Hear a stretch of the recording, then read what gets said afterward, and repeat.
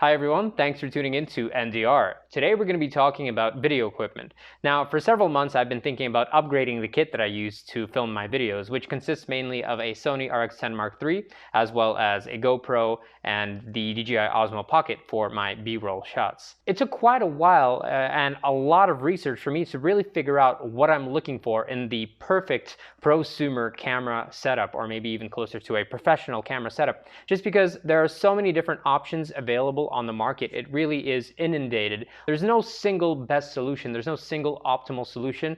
There are a lot of variables and factors at play, and really you do have to find what suits you best based on your own preferences and on some specific factors. Like, for example, a lot of videographers are limited by the fact that they already have a collection of lenses from one manufacturer or another. So somebody that has a whole collection of Sony lenses might not feel too inclined to switch over to another manufacturer because they want to buy a camera body that's compatible with the very expensive equipment that they already have on hand.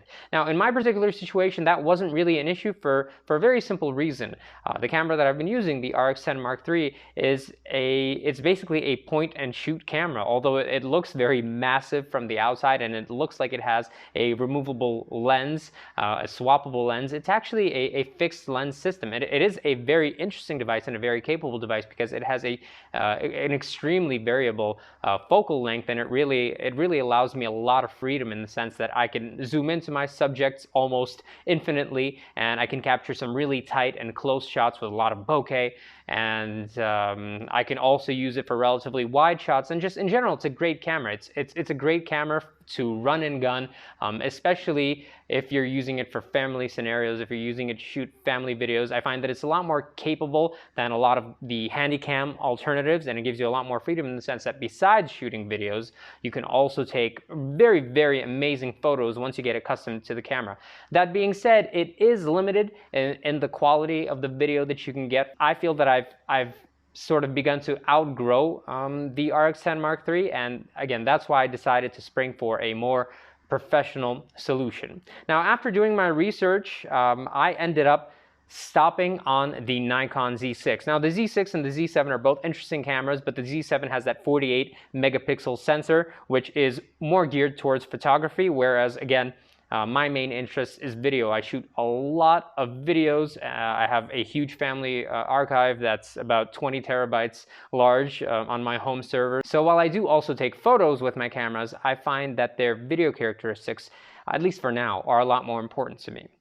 Before settling on the Nikon Z6 as my new main video shooter, there are some other devices that were also very interesting to me as a potential upgrade from my Sony RX10 III. Those would be the Sony a7 Mark III, as well as the Panasonic GH5 and GH5S, and the Blackmagic Cinema Pocket Camera 4K. All of those cameras are fantastic in their own right, and if you ask a lot of videographers, many of them will have their own opinion as far as which one is best. A lot of them are the favorite cameras for many popular video bloggers, but I actually ended up limiting my selection to being between the Sony a7 Mark III and the Nikon Z6, simply because I wanted a camera with the largest possible sensor size, as I figured this will allow me a little bit more freedom when shooting in less than perfectly lit conditions. I've never actually had a camera with a full frame size sensor before. I've only had micro four thirds and the 1-inch sensor as with this RX10 Mark III, so I'm very excited in the potential step up in quality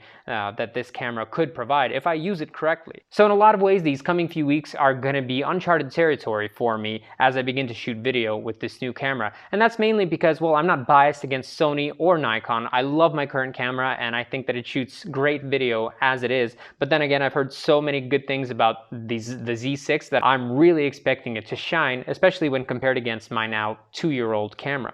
And I'm also very interested in seeing how this works out of the box, how it works when everything is set to full auto. Because again, as a dad who mainly shoots home videos and whose shooting style consists of run and gun 90% of the time, I do understand the settings that make a camera work as well as possible, that make a shot as beautiful as possible, but I really appreciate it when manufacturers put a lot of thought into making the automatic modes work very well as well, especially in prosumer or in professional grade. equipment. Anyway, what I'm going to do right now is share with you guys what I consider to be the best possible prosumer grade camera setup for somebody that's after both maximum video quality and maximum versatility as well. When I say versatility, there are two main factors that I'm looking for. So one, with your kit, I think that you should be able to shoot in an on-the-fly, run-and-gun kind of style when you don't have a lot of time to prepare and when you want to travel light. On the other hand, when I do have time to prepare my shots, when traveling light isn't an issue, and when I can add additional pieces of gear to my camera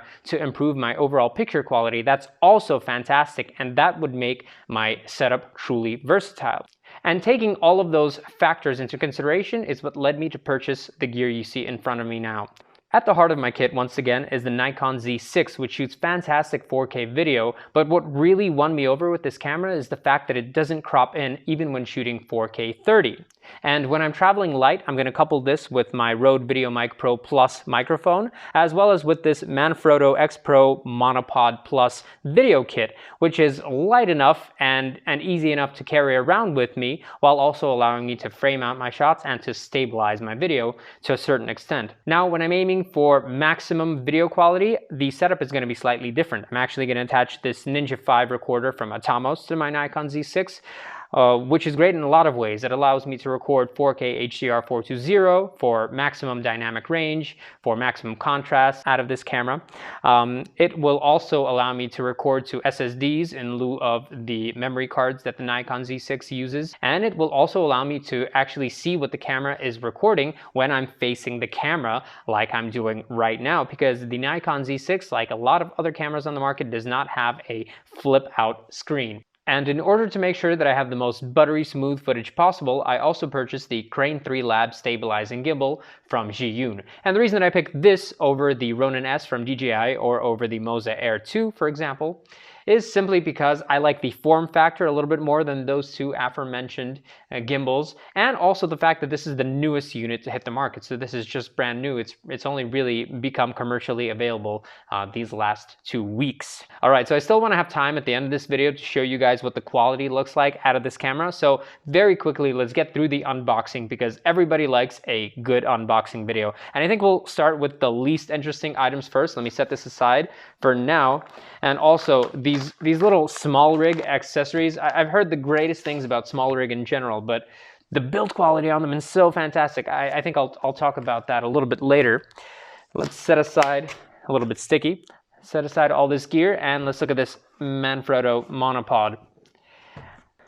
I love the quality of all the gear that comes out of Manfrotto, and even though I'm not a professional photographer, I do have a couple of their tripods, and they're just fantastic. They're sturdy, they're rugged, and at the same time, very, very versatile, very easy to carry around, extremely functional. I mean, and they just feel very premium, and they always feel like they're of a very high quality. All right, so nothing here, and I'm gonna just throw that down. And this as well. Let's see, what do we have in here?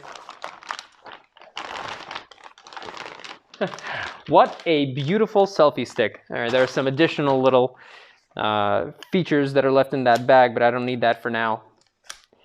Essentially a glorified selfie stick. But man, is it ever nice looking. And look at that free motion. Amazing. All right, I think I'm gonna love using this. And again, for running and gunning, it's so light.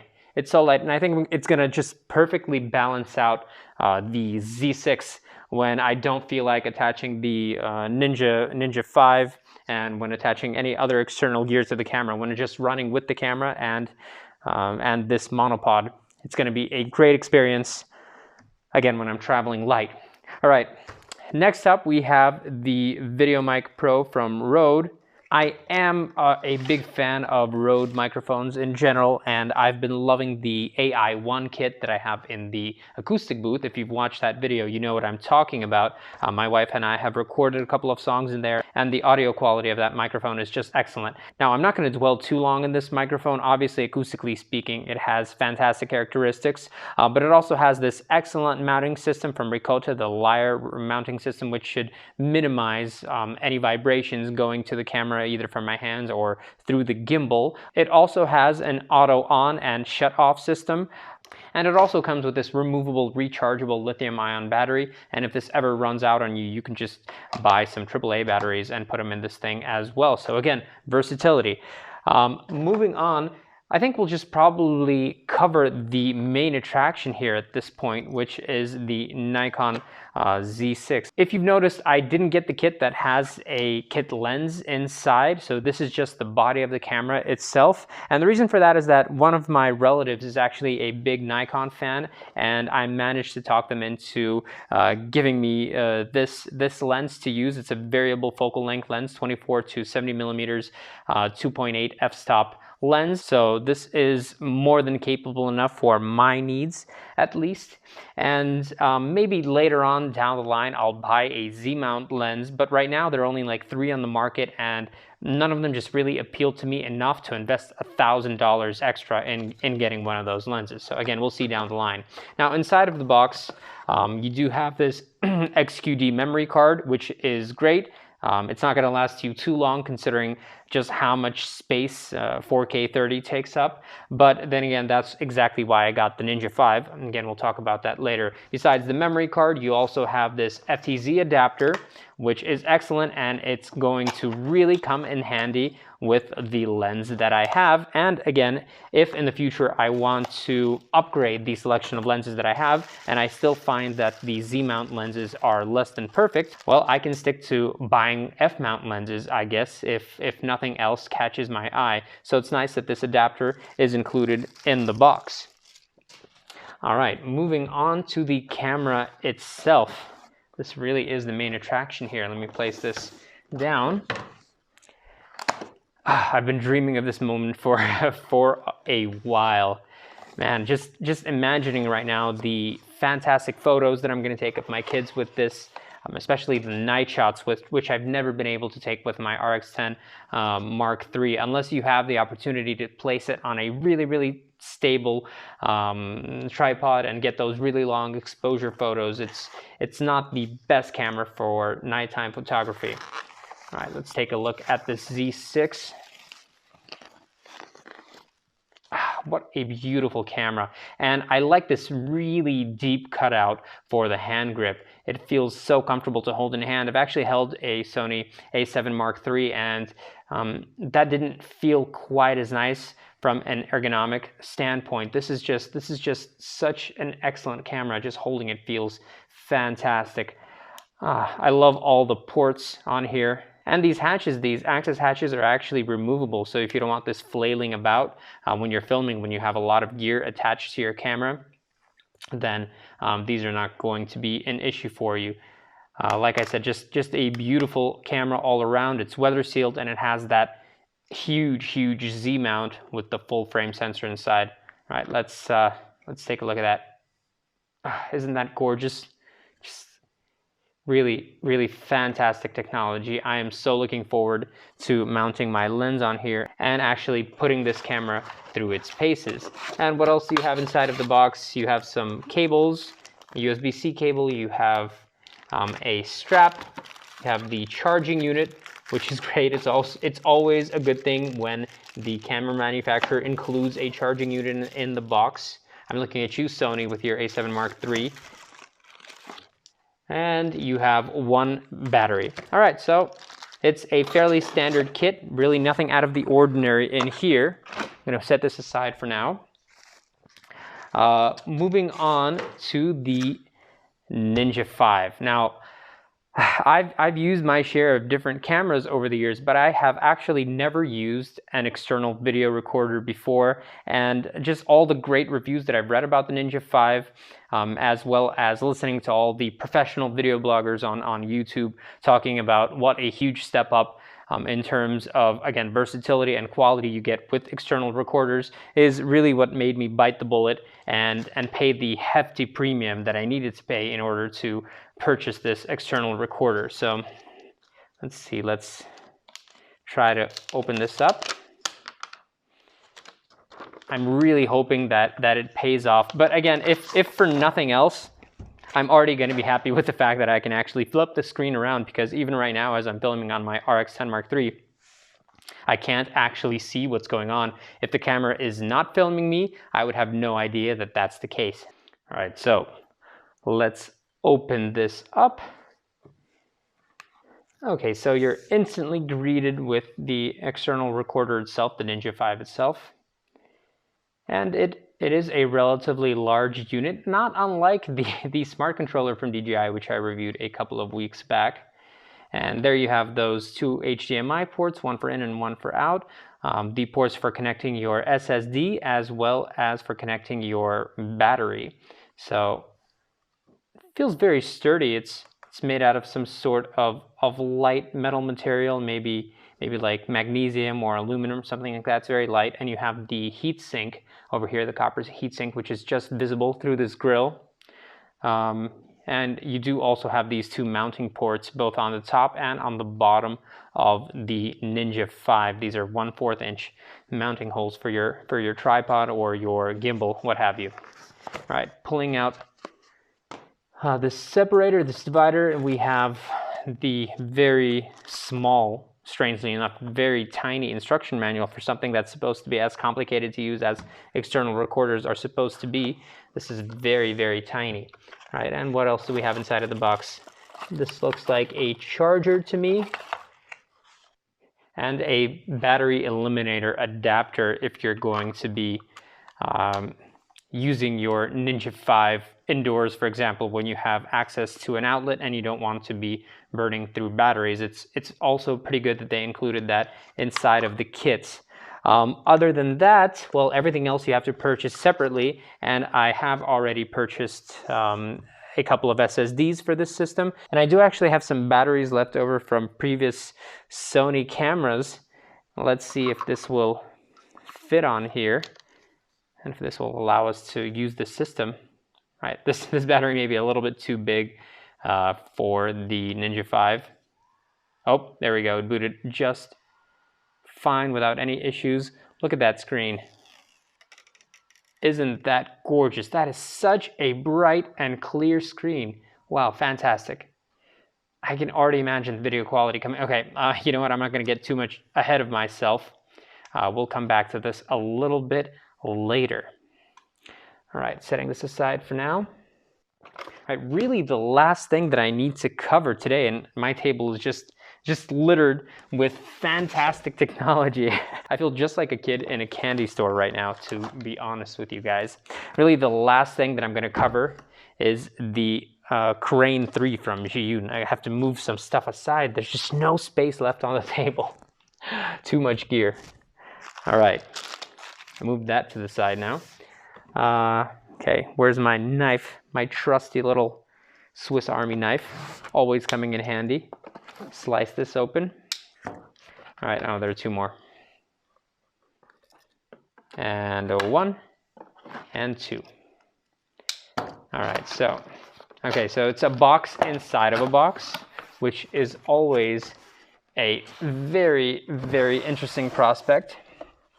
It's great that they include a travel case for your gimbal, because you don't want to damage such expensive equipment, obviously, in any way. So again, it's just great that they include this traveling case, and it is rather small in its folded state. It's rather compact, and that's really one of the reasons why I decided to try the Crane 3. And I've read mixed reviews of the Crane 2 and of the Crane V3, and I've seen a lot of videos where bloggers kind of said that you should stick to the Ronin S or to the Moza Air 2, but I don't know, I decided to give the benefit of the doubt to Zhiyun with this Crane 3 Lab.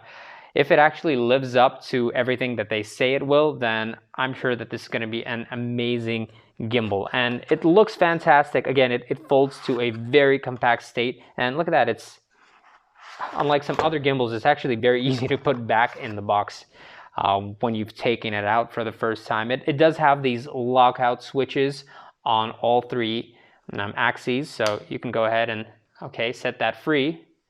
And the same thing can be said about the other two axes. So there we go. Now you're free to roll around, my friend. Again, it does feel very sturdy, and it's more than manageable in one hand. It does have a lot of roll, obviously, right now, just because it's not powered on. but I haven't read the instructions on any of these units as of yet, so I'm not gonna mess around with them too much. I really want to figure out how they work first, and then get back to you with an informed opinion, if you will. All right, so I've locked it back out.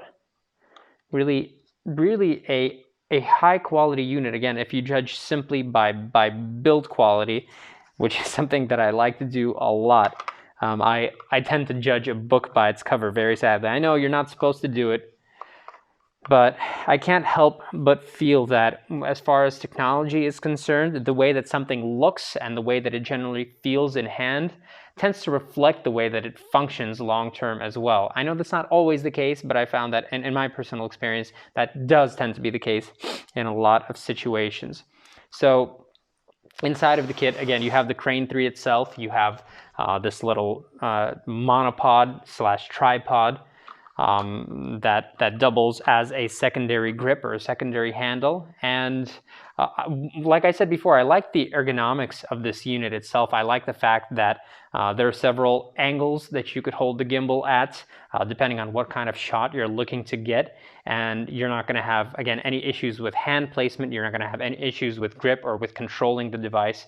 So from an ergonomic standpoint, I think this is the best of the bunch. This seems to be better than the Ronin S, which you're just supposed to hold like this. Anyway, it'll be really fun to see this gimbal in action, and hopefully I'll actually get around to doing that today. What else do we have in the box? Okay, so you have the adjustable mount for your camera, as well as, I hope this is a little bag of goodies. What is this? Okay, so you have a bunch of different USB cables, which are for connecting the gimbal to your camera, because you do have some external controls for your camera on here. You can also purchase focus ring controls and zoom ring controls additionally for this gimbal, and we'll have to see with time if that's something that I need. Now, another thing that I like about the Zhiyun Crane 3 Lab versus the Ronin S, for example, is the fact that it does have removable batteries, which are, again, very easy to find and to purchase and to replace if you ever need to do that. So you're not logged down to the built-in battery inside of the gimbal itself, and it is very easy to access. You just take off the hatch.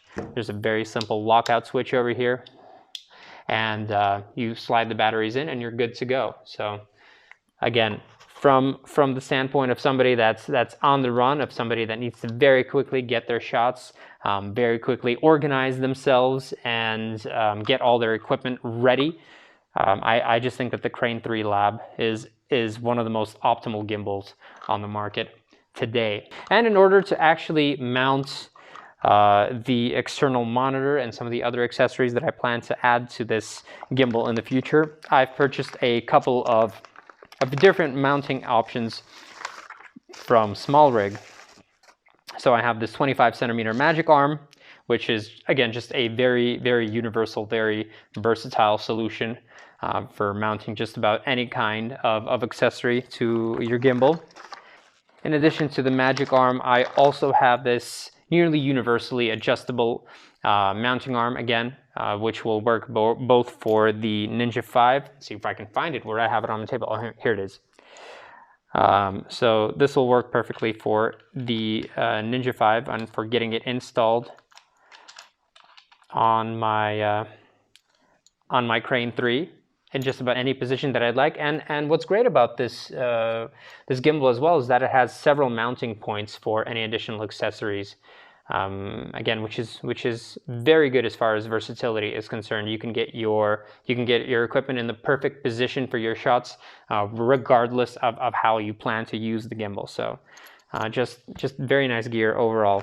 And the last SmallRig mounting gear that I bought is this Magic Sphere, I think it's called, which also allows you quite a bit of flexibility in the way you mount your accessory. It comes with a sphere which has a multitude of 1/4 inch and 3/8 inch mounting positions, and it also has these little extending arms, which you can mount together in any sort of combination. So theoretically, you can attach them to any of these mounting points and either stretch them out like so in a line, or mount them into each other in just about again, in just about any fashion that is necessary for your particular application. So it's going to be fun using this in the future and finding the optimal layout for my shots. All right, so I'm going to set everything. I'm going to set all the additional accessories to the side for now and just lay out everything on the table, lay out my actual gear the way that it's going to look when I'm actually using it. So once again, I have the Z6, I have the Ninja 5 from Atomos, I have the Crane 3 Lab from Zhiyun, as well as the Rode VideoMic Pro Plus, and I'm just going to plug this in to the Z6 just to see how it looks on there. Wow, it kind of overpowers the camera, I think. I have my 24 to 70 millimeter lens, the FTZ adapter that comes with the Z6, and what did I say? Oh, of course. I also have my Manfrotto selfie stick, which is going to come in handy for those run and gun shooting scenarios. I'm really looking forward to jumping into this gear as soon as I can. So what I'm going to do right now is I'm going to read through the manuals, and once I do have everything up and running, I'm going to load this all into my car and drive out to Moscow and film a little bit of scenery for you guys. And since the next thing that you're going to see following this shot right now is actually the video output from the Z6, I want to know from you in the comments, what do you think about the video quality? You should notice a difference. I really hope you notice a difference between what you're seeing right now with the Sony RX10 III and with the following shot. So let me know in the comments, was it worthwhile? Do you like the quality of the picture coming out of the Z6? Also, do you think that the Zhiyun Crane 3 Lab is doing a good job stabilizing the video? Because I'm also going to use the Crane Lab as well right now when I go to Moscow. So let me know your thoughts in the commentary. I'll be very interested to read those. I'm not going to cut back to myself after the montage. I'm actually going to end the video there. So for now, I have to say thank you very much for watching this video. I'd be very happy to answer any of your questions or comments down below. And please do enjoy the upcoming video of Moscow's scenery with the Nikon Z6. And I'll be seeing you very soon on another normal day in Russia.